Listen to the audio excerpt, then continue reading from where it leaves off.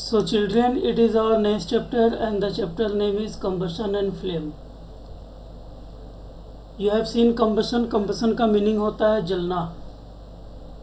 जलना means burning, कोई चीज़ जल जाती है, दैट इज combustion. लकड़ी जलते हुए देखा होगा, वुड, कोल बर्निंग देखा होगा, ठीक है. कभी कभी क्लॉथ वगैरह भी जलता है, देखा होगा. एलपीजी गैस जलता है, देखा होगा.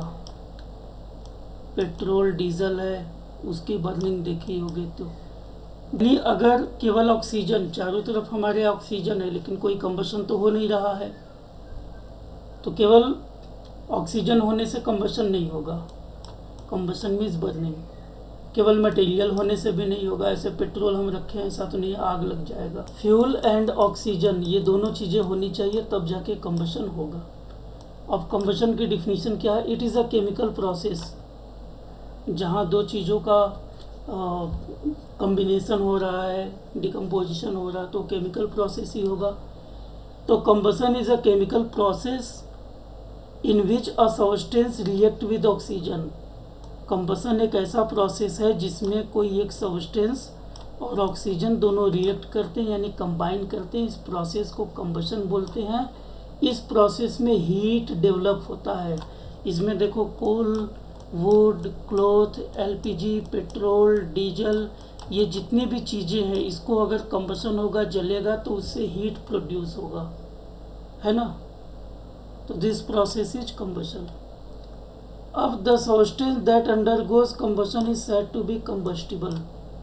यानी कंबस्टिबल सब्सटेंस क्या है? कंबस्टिबल सब्सटेंस वो सब्सटेंस है जिनका कंबशन होता है. जैसे कोल का कंबशन हो रहा है तो coal, wood, cloth, LPG, petrol, diesel, wood, ये सारे क्या हैं? कंबस्टिबल सब्सटेंस है. कंबस्टिबल, ठीक है. इतना समझ में आ गया. आगे चलते हैं. नेक्स्ट है हमारा फ्यूल. क्या होता है? तो जो कंबस्टिबल सब्सटेंस है, जैसे वुड, कोल, गैस, पेट्रोल, ये सारी चीज़ें बर्निंग करती हैं, तो इनको फ्यूल बोलते हैं. फ्यूल सॉलिड हो सकता है, जैसे वुड, कोल. लिक्विड हो सकता है, पेट्रोल, डीजल, केरोसिन.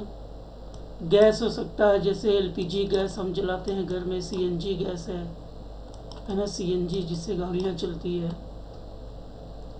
इसमें भी लाइट प्रोड्यूस होता है, ठीक है. अब लाइट या तो ग्लो करेगा या फ्लेम के रूप में प्रोड्यूस होगा.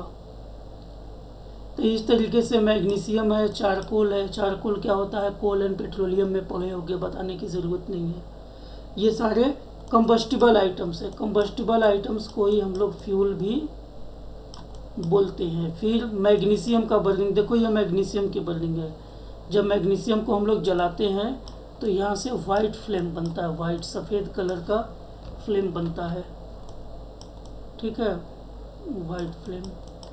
ये अब यहाँ देखो, एक टेबल है, इसको हमें कंप्लीट करना है. टेबल में क्या है? ये मटेरियल है, कंबस्टिबल है, नॉन कंबस्टिबल. वुड कंबस्टिबल है, ये नॉन कंबस्टिबल. तो वुड कंबस्टिबल है, यहाँ क्रॉस कर दो. पेपर कंबस्टिबल है. आयरन नेल्स नॉन कंबस्टिबल है, यहाँ टिक होगा. केरोसिन ऑयल कंबस्टिबल है. स्टोन पीस नॉन कंबस्टिबल है. स्ट्रॉ कंबस्टिबल है.